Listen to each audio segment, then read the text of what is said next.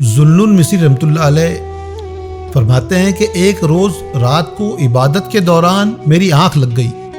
میں نے خواب میں دیکھا کہ میں اللہ کے حضور میں کھڑا ہوں اور اللہ مجھ سے فرما رہے ہیں کہ اے ذوالنون، جب میں نے انسانوں کو پیدا کیا تو ان کے سامنے سب سے پہلے دنیا کو میں نے پیش کیا، تو وہ 10 حصوں میں تقسیم ہو گئے اور 9 حصوں نے دنیا کو قبول کر لیا، دنیا کی طرف مائل ہو گئے، دنیا کی طرف راغب ہو گئے وہ، اور 10ویں حصے نے دنیا کو قبول نہ کیا.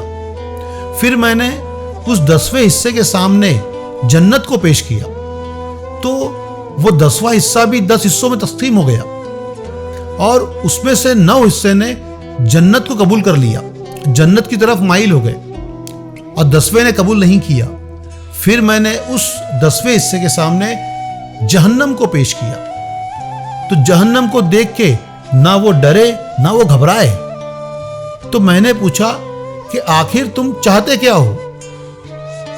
نہ تم دنیا کی طرف مائل ہوئے، نہ تم جنت کی طرف مائل ہوئے، نہ ہی تم دوزخ سے ڈرے.